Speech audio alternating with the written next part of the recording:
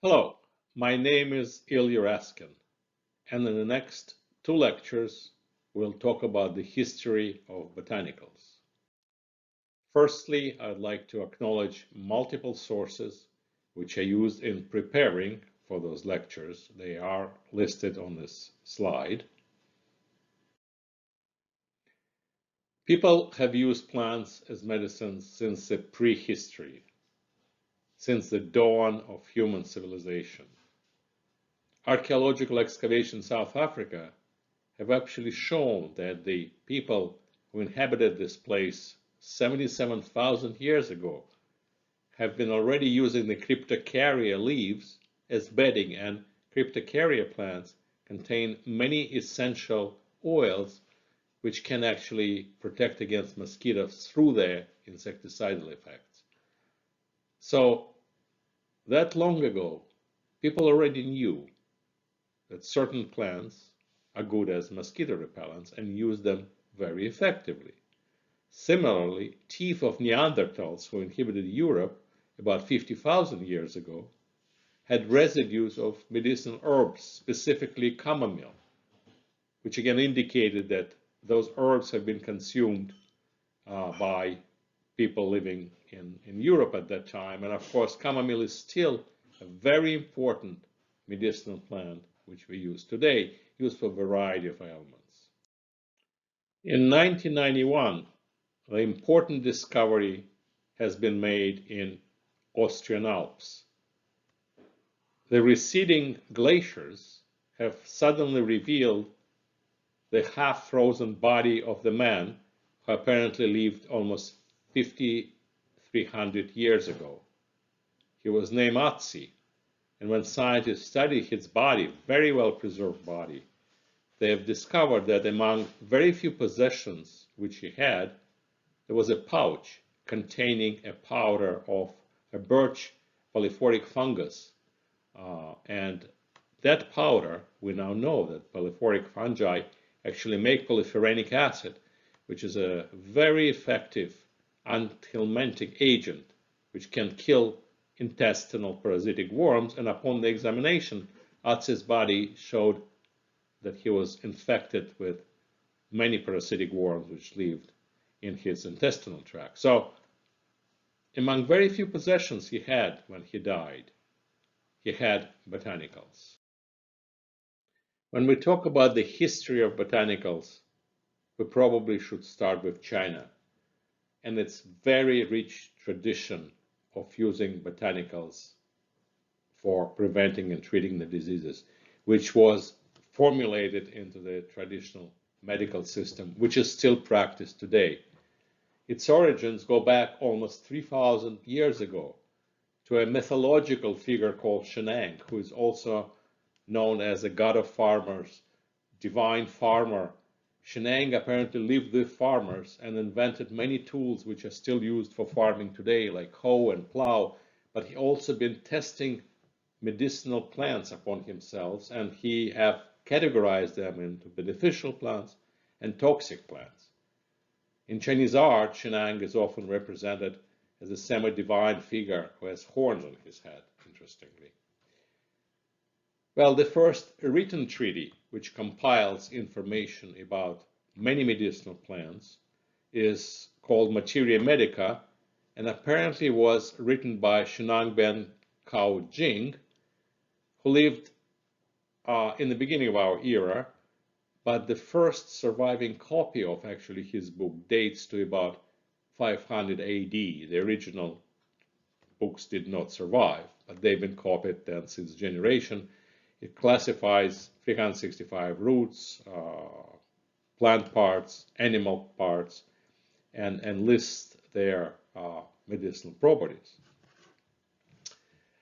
The treatise of cold damage disorders and miscellaneous illnesses, which was compiled by Zhang Zheojing in the beginning of this era, also is a still very important part of traditional Chinese medical system, because for the first time it actually connects medicinal plants and names of certain medicinal plants with certain diseases, with certain symptoms. So it categorizes and for the first time provides almost recipes and prescription for using botanicals for the prevention and treatment of several diseases. Ancient Mesopotamia, the land between the Tigris and the Euphrates rivers, most likely the origin of human writing. And remarkably, this writing was preserved in the form of clay tablets, in which we have this cuneiform writing, which have been actually deciphered today and therefore can be studied. Thousands of those plates have been preserved.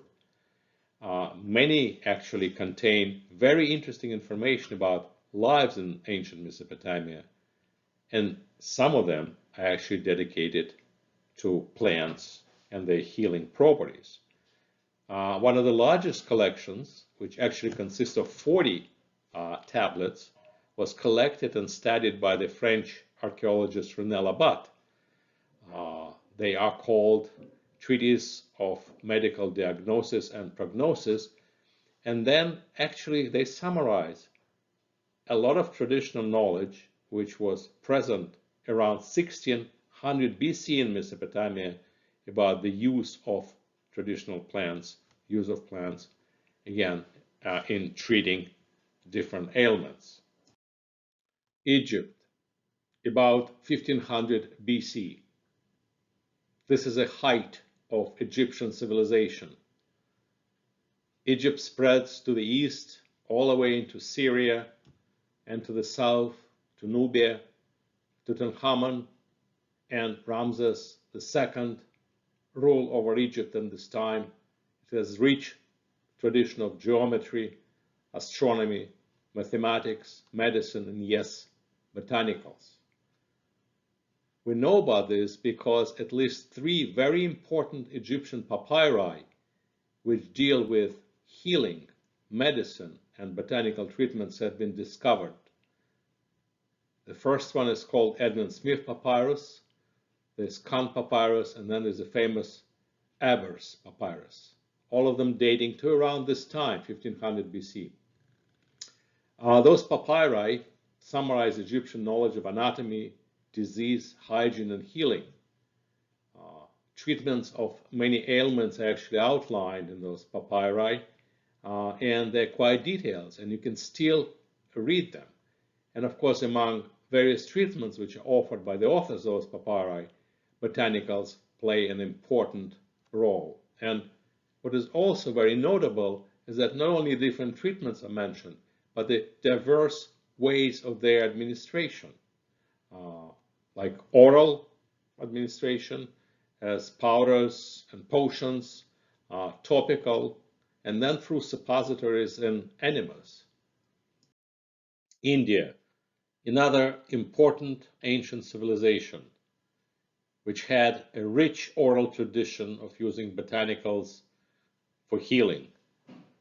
It is called Ayurvedic tradition, and it stretches back to 5000 BC, when it was mainly transmitted through oral communications, and only later then Sanskrit appeared as writing about 15 BC, put in medical texts, which stress the use of plant-based medications and treatment. Important, the Ayurveda names 3 elemental substances, or called doshas, and the imbalance of those elemental substances actually is responsible for the diseases. And Ayurvedic tradition and books written on Sanskrit about this tradition list a number of botanicals, very actually detailed list of Indian botanicals, which are useful in treatment of various ailments associated with the imbalance of doshas in the body. Babylon, about 600 BC. Hebrews are expelled from the land of Israel and imprisoned in Babylon. This is recorded in the book of Daniel in the Hebrew Bible, and this is probably the first ever clinical trial on the importance of botanical diet versus the animal high-protein diet. Daniel of Judah, who is the leader of Hebrews at the time, challenges the Babylonian king Nebuchadnezzar for a simple test. He and his people for 10 days will eat diet only based on pulses, grains, and plants, while the royal court will continue eating their meat and protein-rich fatty diet. So after the 10 days of clinical trials, Daniel and his group have actually reported tenfold improvement in their health and wellness compared to the royal people who actually continued eating the animal-based diet. So here is the first mention of the clinical trial of the benefits of plant foods in history, probably. And this brings us to Greco-Roman civilization, which influenced Western science, philosophy, and the way of thinking so profoundly. Many texts have been written about science at this time and about medicine. Actually, the origins of science and medicine, as we know it today, probably can be traced to the Greco-Roman civilization, of course, which was standing on the shoulders of Egyptians and Babylonian civilizations. So this is a continuum which starts bringing us into the modern time. There's so many important treatises written by Greco-Roman philosophers and scientists at the time that we can only do justice by naming very few of them, which are probably the most influential and has been used for centuries as a sources, knowledge sources in the area of botanicals, diet, nutrition, and medicine. We all know Hippocrates. Hippocrates coined the famous phrase, let your food be your medicine. He is probably the first physician who is recognized as the father of Western medicine. Aristotle, who lived between 384 and 322 BC, was the first person credited with actually establishing Western science. Dioscorides, 50 to 70 AD, birth of Western herbal medicine. He left multiple treatises on plants and plants as medicine. Pliny the Elder have compiled texts on plants. He is the first botanist whose writings have been preserved till today. And Galen, 131 to 180, a Roman, the first person who has been studying medicine using scientific methods, and probably the father of Western medical research. So Greco-Roman texts on medicine and botanicals became extremely influential for the future science in Western Europe, and through the Middle Ages remained the main sources of knowledge about those two subjects. And of course, this Western tradition coexisted with another extremely rich traditions of Chinese medical systems, Ayurvedic or Indian medical system, Persian systems, which also achieved great heights in their study of botanicals. So here we're just talking about Greco-Roman and Western tradition, but we certainly don't want to forget those others which we already mentioned earlier. So if you look at the important Greco-Roman texts which dominated medicine and botanical knowledge in the Middle Ages, through the Middle Ages in Europe, probably two of them are the most important. This is Historia Plantarum, a botanical treatise by Theophrastus, which was written about 200 BC and been republished, rewritten, recopied multiple times. And also the Materia Medica by Dioscorides, written about 50 AD, and again copied multiple times in various European countries.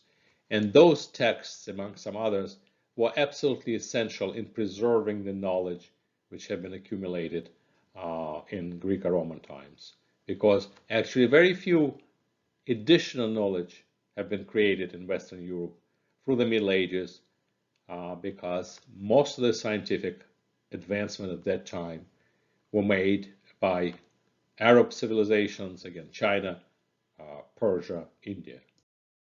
For example, one of the great thinkers of the Muslim world was Avicenna, who was a Tajik by birth and lived between 980 and 1037 AD, represents truly a golden age of Islamic science and knowledge. He wrote about 450 different works. About 240 of them survived.